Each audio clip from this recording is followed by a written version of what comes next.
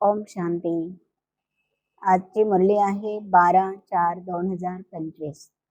आज बाबा सांगतात, माझ्या गोड मुलांनो, तुमचा ब्राह्मण कुळ हा वंश सर्वात निराळा आहे, वेगळा आहे आणि तुम्हीच ह्या संपूर्ण ज्ञानाला जाणता, समजता।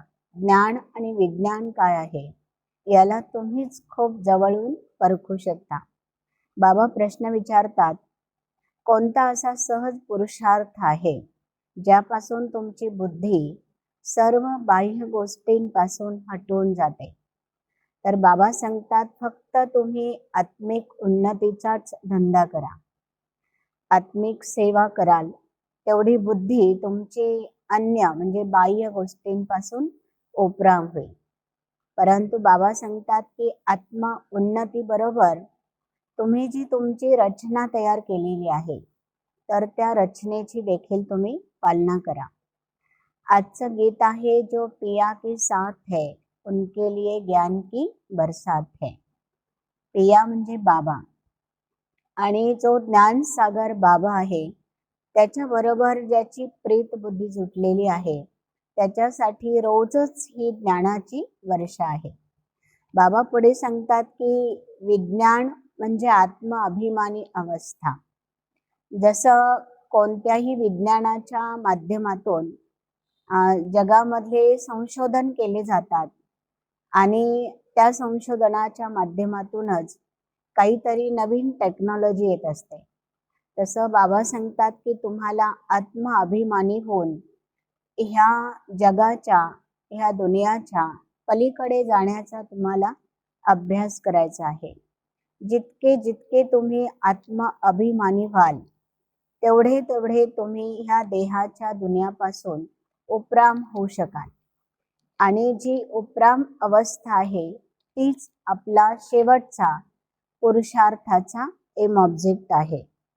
पुढे बाबा सांगतात की तुम्हाला अंतर्मुखी देखील बनायचं आहे। अंतर्मुखतेच्या गुफेमध्ये जाऊन एकांतवासी व्हा, तर तुमची एकाग्रताची शक्ती वाढेल आणि एकाग्रताच्या शक्तीनेच तुम्ही तुमच्या जीवनाचं लक्ष्य हे साध्य करू शकाल। पुढे बाबा सांगतात की तुमचे पॉवरफुल विचार आणि श्रेष्ठ वृत्तीने तुम्ही ज्या स्थानावर जाता त्या स्थानाला श्रेष्ठ व्हायब्रेशन देऊ शकता। श्रेष्ठ व्हायब्रेशनाने श्रेष्ठ वृत्ती बनू शकते। बाबा म्हणतात की तुम्हाला आता जगामध्ये अशी सेवा करायची आहे की जिथे वाणीची सेवा बंद होईल तिथे मनसा पॉवरफुल होऊन, म्हणजे श्रेष्ठ वृत्ती पॉवरफुल करून तुम्हाला वातावरणाला सुद्धा श्रेष्ठ बनवायचं आहे। यासाठी बाबा सांगतात की जितके ज्या साधनांमध्ये तुमची बुद्धी अडकलेली आहे ते साधन तुम्हाला आकर्षित करेल आणि तुमची एकाग्रता होऊ देणार नाही। म्हणून साधन आणि साधनाच्या दुनियापासून उपराम होण्यासाठी आपली आत्मिक उन्नती खूप खूप गरजेची आहे। पुढे बाबा मुलांना उदाहरण देतात की जसं प्रत्येक फुलामध्ये आपला सुगंध असतो।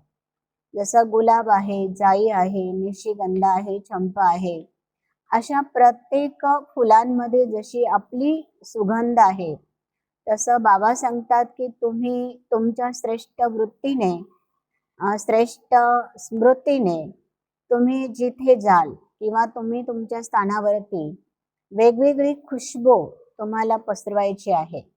जसं कधी आनंदाची, तर कधी सुखाची, कधी शांतीची, तर कधी प्रेमाची, अशी वेगवेगळी खुशबू तुम्हाला ह्या वातावरणामध्ये पसरवायची आहे। जसं बाबा सांगतात की सेंट मारण्यासाठी जशी गुलाबबासी केली जाते तशी तुम्हाला श्रेष्ठ विचारांनी प्रत्येक मनुष्य आत्म्यापर्यंत ही गुलाबबासी करायची आहे। कारण बाबा म्हणतात की तुम्ही सुख दाताचे मुलं आहात, तर तुम्हाला प्रत्येकाला सुख द्यायचं आहे। आपल्या जवळ जी आत्मा येणार आहे ती कधी व्हायब्रेशननी, तर कधी श्रेष्ठ वृत्तींनी आपल्या संपर्कामध्ये आलेल्या आत्म्याला सुखाचा अनुभव व्हायला पाहिजे. म्हणून पुढे चालता चालता तुम्ही सुखाचे भंडार बनू शकता किंवा बनायचं आहे. बाबा सांगतात सुखदाताकडून सुख मिळणं ही खरी आपल्या प्रेमाची पावती आहे. पुढे बाबा सांगतात कंबाईंड स्वरूपाने जेवढे तुम्ही तुमच्यामध्ये शक्ती धारण कराल तेवढी शक्ती पांडवांमध्ये देखील आहे. गायन आहे शिव शक्ती पांडव सेना. जिथे शक्ती सेना आहे तिथे पांडव सेना देखील आहे. आणि दोन्हीही शक्तींनीच हे काम किंवा हे कर्तव्य पूर्ण होऊ शकतं.